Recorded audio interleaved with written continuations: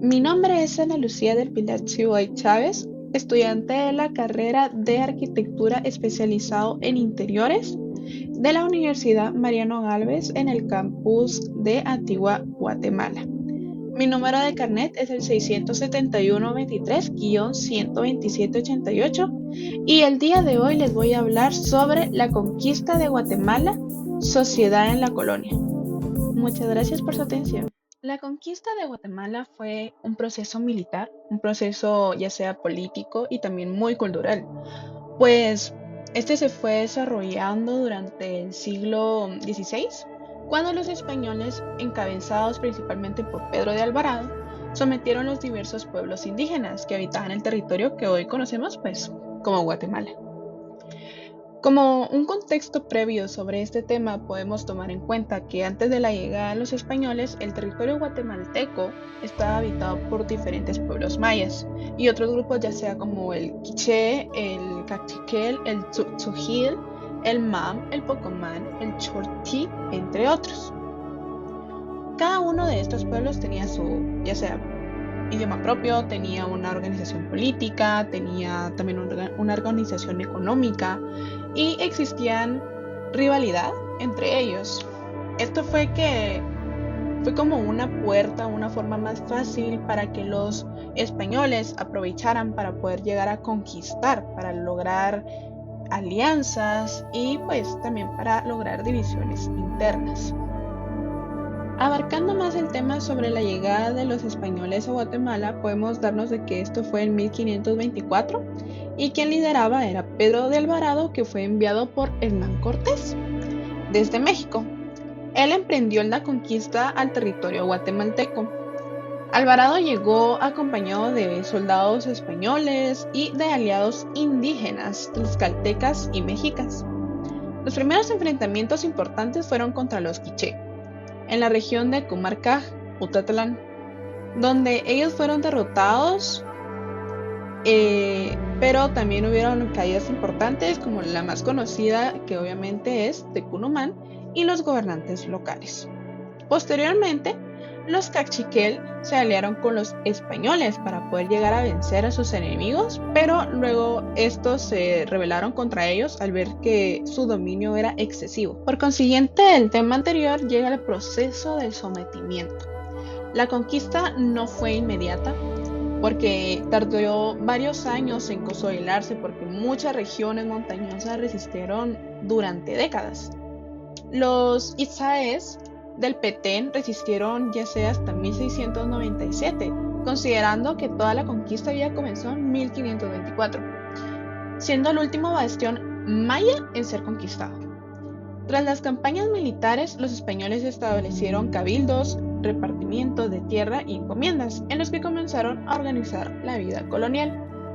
De este punto comienza la sociedad en la época colonial, que se basa desde los siglos XVI hasta el siglo XVIII, donde ya finalizada la conquista, se instauró el orden colonial bajo el dominio de la corona española. Guatemala formó parte de la Capitanía General de Guatemala dentro del Virreinato de Nueva España, México. Con respecto a esto, comienza la organización social, que la mejor sociedad colonial fue ya sea estratificada, fue jerárquica y fue muy racista, basada en el origen étnico y en el lugar de nacimiento, que se distinguían las siguientes clases, ya sea como las peninsulares, los criollos, los mestizos, indígenas y los afrodescendientes, negros y mulatos. Ahora, ¿quiénes eran los peninsulares? Bueno, eran españoles nacidos en España que ocupaban los cargos más altos en el gobierno, la iglesia y el comercio. Luego están los criollos. Ellos eran descendientes de españoles nacidos en América. Llegaban a tener riquezas y poder económico, pero había menos privilegios que los peninsulares. Luego están los mestizos, mezcla de los españoles y de los indígenas. Formaban una clase intermedia, trabajaban ya sea como artesanos, soldados o también como pequeños comerciantes.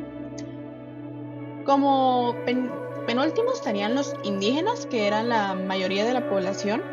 Fueron ya sea sometidos a tributos, ya sea también a trabajos forzados y a evangelización, que ellos vivían en comunidades o pueblos de indios.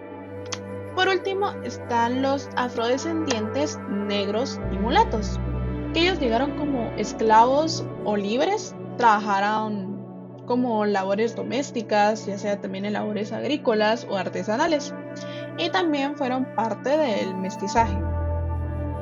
Aquí, por ende, se desglosa el tema de la economía, ya que la economía colonial giró en torno a la agricultura, que era pues el maíz, el cacao, la caña de azúcar y el añil.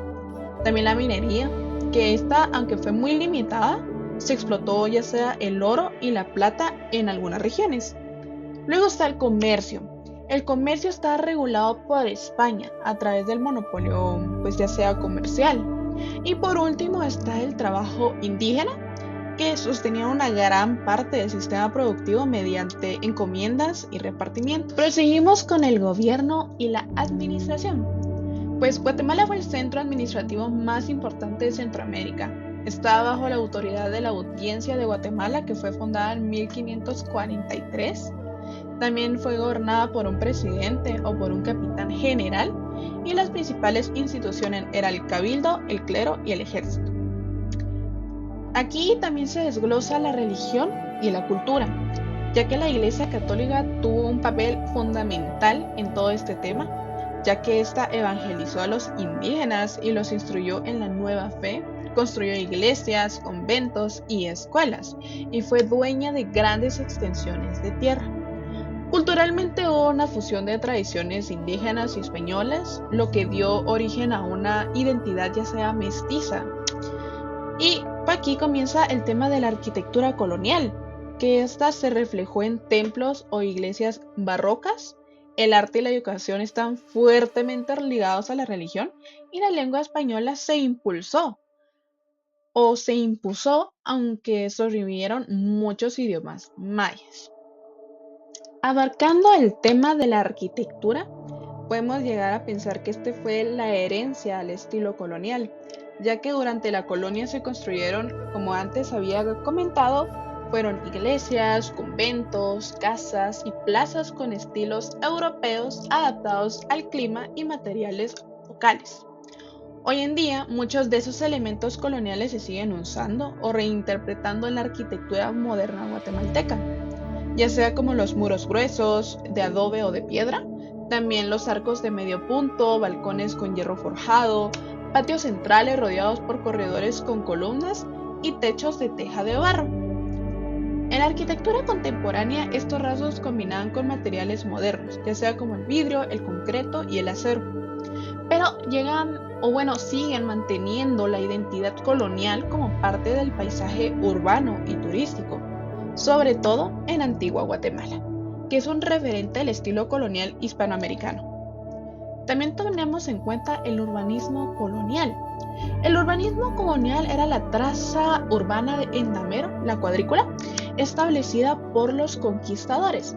Sigue influyendo en la organización de muchas ciudades guatemaltecas, ya que las plazas centrales siguen siendo puntos de encuentro y de poder, rodeadas por la iglesia, la alcaldía y los comercios principales. En este caso nos podemos dar en cuenta como la plaza central de Antigua Guatemala, donde está la catedral, está el palacio de ayuntamiento, la capitalina y varios puestos de comercio. Este modelo aún se utiliza como base para la planificación de pueblos y centros históricos.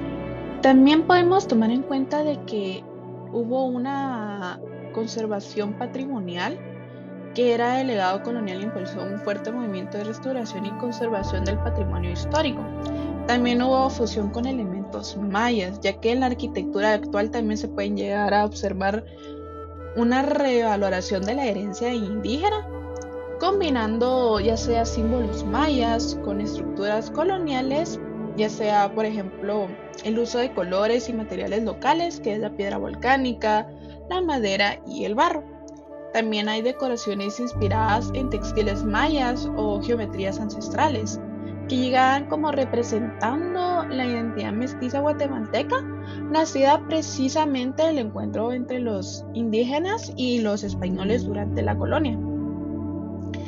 También podemos tomar en cuenta de que la influencia de la colonia está en el arte actual, ya que demuestra religión y simbolismo, técnicas heredadas, valor de mestizaje, arquitectura como el arte y el turismo cultural y expresión artística.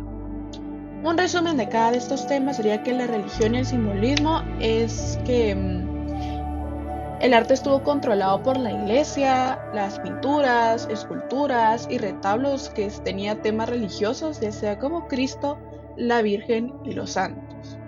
En las técnicas heredadas, pues los artistas coloniales introdujeron la pintura al óleo, el dorado y estofado en esculturas, el mural y el retablo. En el valor del mestizaje, bueno, el arte colonial generó una mezcla entre formas europeas y temas indígenas que dio origen al arte mestizo.